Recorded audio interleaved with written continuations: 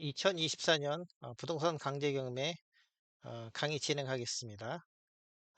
오늘 강의는 저희가 이제 저번 시간하고 저저번 시간에 이제 그 부동산 경매 권리 중에서 가장 중요한 근저당권과 경매 개시 결정, 근저당권 등기, 그다음에 경매 개시 결정 등기, 그다음에 가압류 등기가 경매 절차에서, 그러니까 다른 등기에 어떤 영향을 미치는지에 대해서 저희가 상세하게 어, 다뤄봤습니다. 그래서 오늘은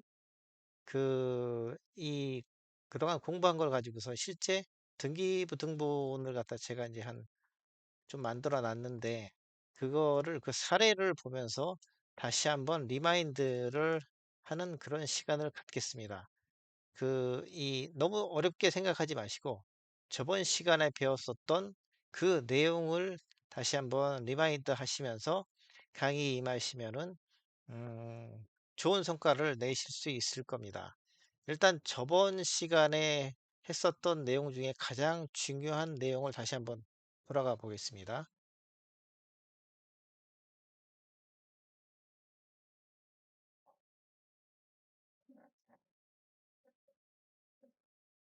자,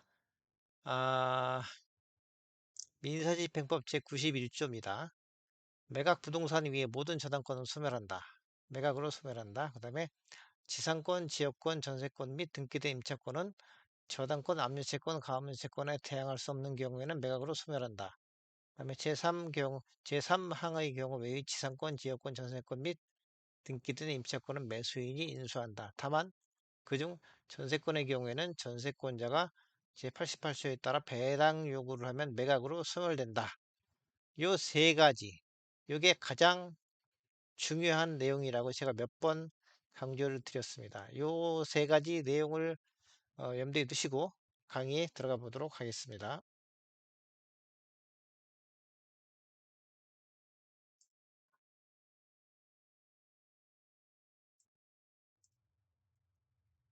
자, 그 등기부등본을 제가 한번 구성을 해봤습니다. 그 등기부등본 중에서도 갑구와 을구만 제가 따왔고요.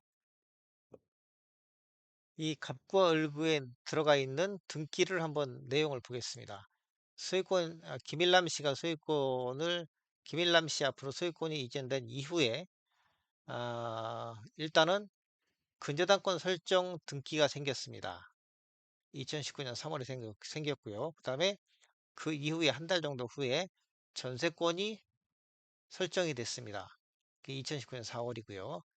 그 다음에 2019년 5월 달에 강제경매 개시 결정이 떨어졌습니다. 결국은 먼저 근저당권이 설정이 되고, 그 다음에 전세권이 설정이 된 다음에 이 부동산에 대해서 강제경매 개시 결정이 떨어진 겁니다.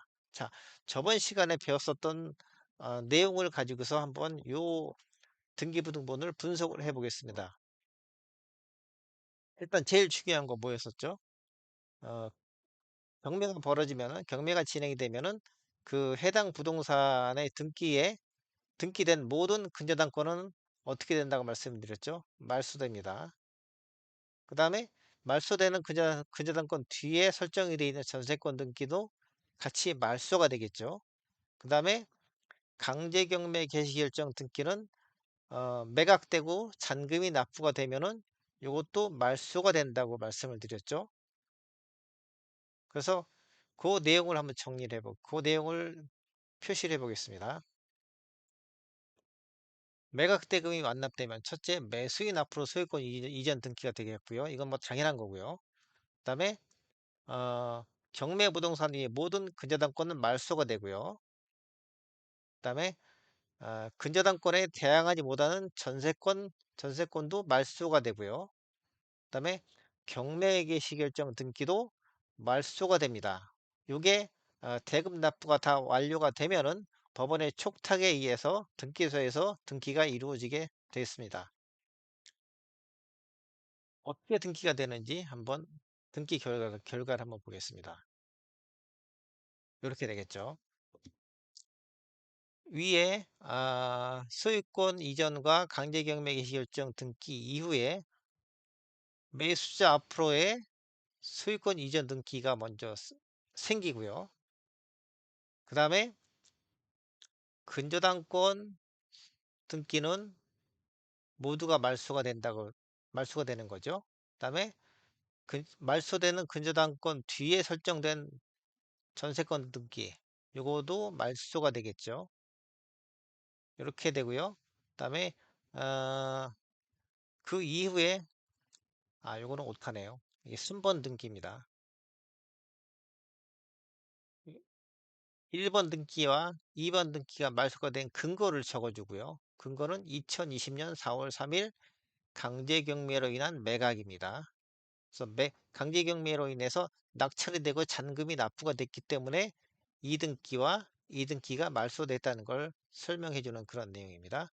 그 다음에 갑구로 오셔가지고서 어, 요 4번에 요 4번에도 보면 2020년 4월 3일자 강제 경매로 인한 매각으로 인해서 2번 등기가 말소가 됐다는 내용이 여기다 뜹니다. 결국은 대금이 납부가 되면은 요런 등기에서 요 밑에 등기로 등기가 바뀐다는 거죠. 그래서 이 위에 보시면 A, B, C, D 네 개의 항목이 있는데 이게 각각 밑에 등기에서 일어난 그런 결과가 되겠습니다. 그래서 결과를 한번 보겠습니다. 요게 3번이 A 등기이고요. A가 뭐죠? 매수인 앞으로 소유권 이전 등기하는 겁니다. 요게 이제 A 등기입니다. 그다음에 B번이 경매부동산이 모든 근저당권 말소 등기가 되겠죠. 여기 B고요. 그다음에 C가 근저당권에 대항하지 못하는 전세권 말소 등기. 요게 C가 되겠습니다. 그다음에 경매 개시 결정 등기, 말소 등기. 요게 D가 되겠습니다. 이렇게 해서 요 등기에서 요 등기로 내려가는 거고요. 우리가 경매 절차에서 경매를 입찰하시려는 분이 처음 맞닥뜨리는 등기는 바로 요 등기가 되겠습니다. 그러니까 경매 개시 결정이 떨어지고 입찰 기일이 정해진 부동산이라면 요 등기가 그 부동산의 등기부등본을 떼보면은 요 등기가 나오겠죠. 요런 식의 등기.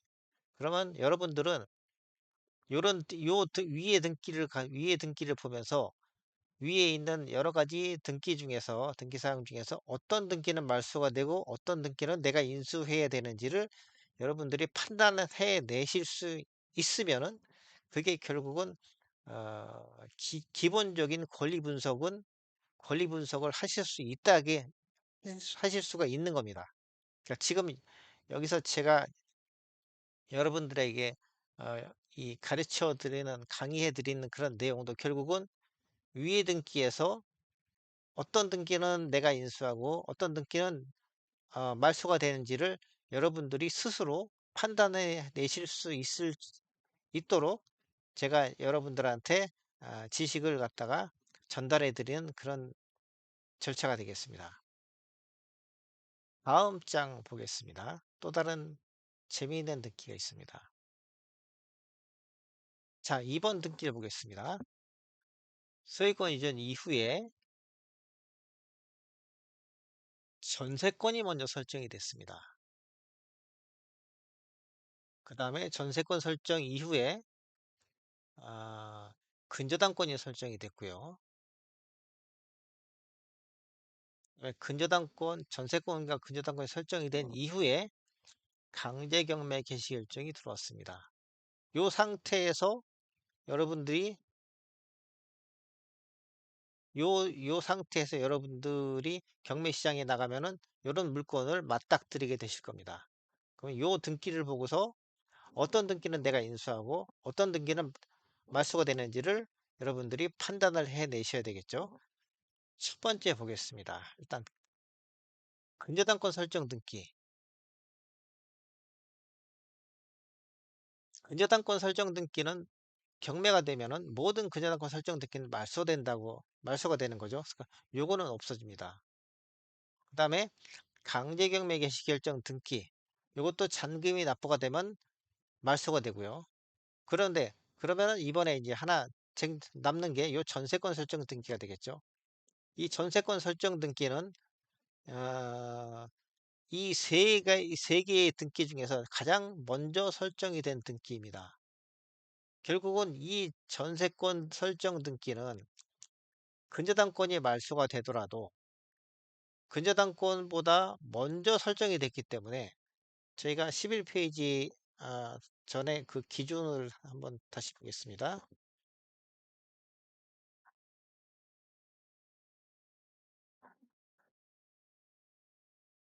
요 사망에 해당이 되겠죠. 그러니까 지상권 이항과 사망과 상항 모두 해당이 될 텐데 지상권, 지역권, 전세권 및 등기된 임차권은 저당권, 압류채권, 가압류채권에 대항할 수 없는 경우에는 매각으로 소멸한다. 근데 이번에 지금 저희가 보는 케이스는 대항할 수 없는 경우가 아니고 대항할 수 있는 경우가 되겠죠. 그러면 결국은 사항이 적용이 돼 가지고서 매수인이 인수하게 됩니다. 물론 이제 단서 조항이 있죠. 다만 그중 전세권의 경우에는 전세권자가 제88조에 따라 배당 요구를 하면 매각으로 소멸된다. 이렇게 돼 있는데 이 경우에는 저희가 지금 보는 케이스는 배당 요구를 하지 않은 케이스입니다. 그렇기 때문에 그, 그 전세권은 사항이 적용이 되기 돼서 매수인이 인수하게 되겠습니다. 다시 그쪽으로 가보겠습니다. 그, 보시면은 결국은 매각 대금이 완납되면 매수인 앞으로 소유권 이전 등기를 하고요. 그다음에 경매부동산 위에 모든 근저당권은 말소가 되고요. 그다음에 경매기 실정 등기도 말소가 됩니다.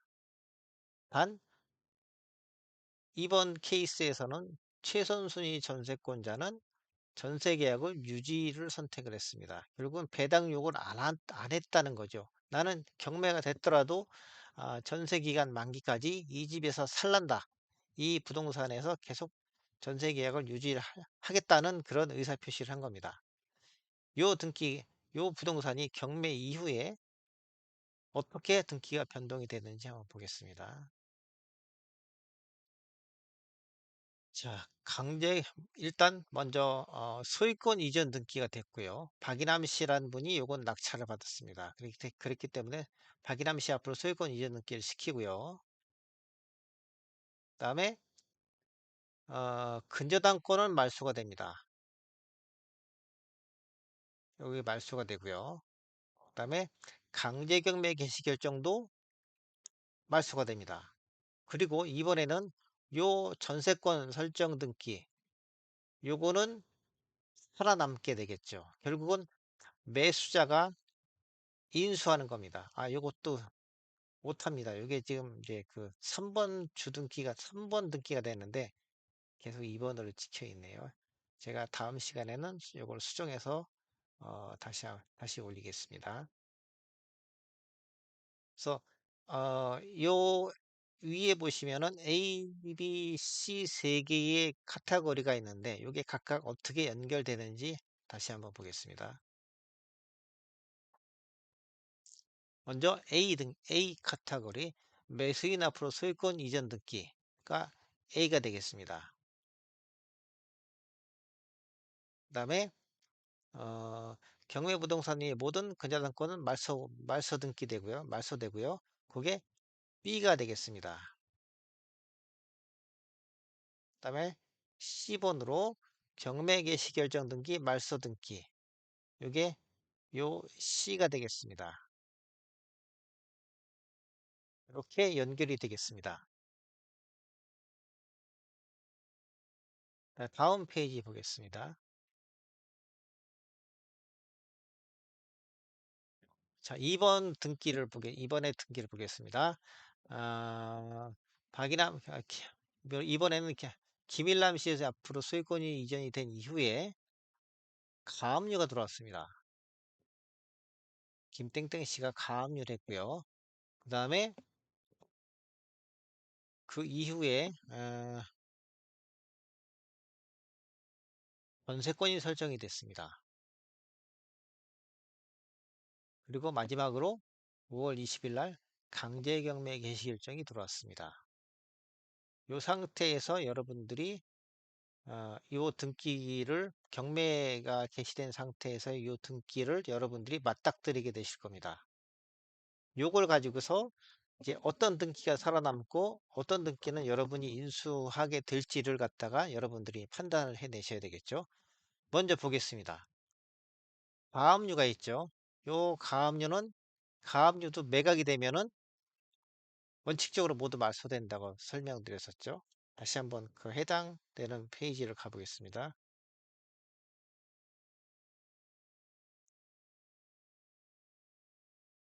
사망의 지상권, 지역권, 전세권 및 등기된 임차권은 저당권, 압류채권, 가압류채권에 대항할 수 없는 경우는 매각으로 소멸한다. 이렇게 됐고요.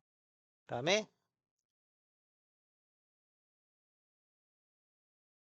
어, 민사집행법 제 160조에 보시면은 배당을 받아야 할 채권자의 채권에 대하여 다음과 같이 어느 사유가 있으면 그에 대한 배당액을 공탁하여야 한다. 뭐 말은 길은데 결국은 가압류 채권자의 채권인 때에도 이게 이 조항이 뭐냐면은 공탁에 따라서 공탁으로 배당을 해준다는 그런 조항입니다. 여러분들이 뭐 그것까지 아시기에 이해하시기에는 너무 이제 좀 이 조금 이제 단계가 높아지니까 결국은 가압류 등기도 이 배당이 되면은 모두 소멸한다는 그런 내용을 저희가 저번 시간에 배웠었죠. 다시 해당되는 페이지로 가보겠습니다.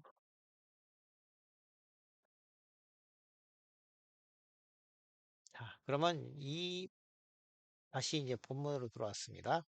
가압류등기는 결국은 말소가 됩니다. 그 다음에 강제경매 시 결정 등기도 당연히 말소가 되겠죠. 대금이 납부가 되면은. 그 다음에 요 전세권 설정 등기. 전세권 설정 등기 같은 경우에는 어, 등기가 5월 10일 날 됐습니다. 5월 10일인데 강제경매 개시 결정 등기보다는 앞서요. 그쵸? 근데 다행스럽게도 가압류 등기가 있고요. 가압류 등기는 4월 30일 날 등기가 됐습니다. 결국은 이 전세권은 경매 개시 결정 등기보다는 앞서고 가압류 등기보다는 뒤지는 그런 등기가 되겠습니다. 그러면은 가압류 등기가 말소가 되면은 말소되는 가압류 등기 이후에 등기된 모든 권리도 말소가 된다고 저번 시간에 강의에서 제가 설명을 드렸습니다. 결론은 그러면 가압류도 말소가 되고 전세권도 말소가 되고 뭐 경매 개시 결정 등기는 대금 납부로 인해서 당연히 말소가 되는 거고요. 결국은 요 등기가 다 말소가 되게 되겠습니다. 그 내용을 보겠습니다. 매각 대금이 완납되면 첫째, 매수인 앞으로 소유권 이전 등기를 하고요. 그 다음에 경매 개시 결정 등기가 말소가 되고요. 가압류 등기도 소멸하고요. 그 다음에 가압류에 대항하지 못하는 전세권 등기도 말소가 된다. 이렇게 정리가 되겠습니다. 그러면은 대금 납부 이후에 등기가 어떻게 변경이 되는지, 어떻게 바뀌는지 한번 보겠습니다. 자, 1번, 1, 2, 3 등기까지 그대로 내려오면서 대신에 가압류 등기가 말소가 되고요. 그 다음에 강제경매 개시결정 등기도 말소가 됩니다. 그 다음에 이 낙찰자인 박이남 씨 앞으로 소유권 이전 등기가 있게 되겠습니다. 그 다음에 을으로 와서 전세권 설정 등기가 있는데 이 전세권 설정 등기도 가압류 채권에 가압류에 대항하지 못하기 때문에 말소가 되게 되겠습니다. 그래서 이것도 말소가 되고요. 그래서 요 A, B, C, D 네 개의 카테고리가 어떻게 연결되는지 한번 보겠습니다. 먼저 매수인 앞으로 소유권 이전 등기가 요 4번 등기 요게 되겠습니다. 그다음에 경매 개시 결정 등기 말소 등기 요게 요 3번 등기가 되겠고요. 그다음에 가압류 말소 등기 요게 C가 되겠습니다.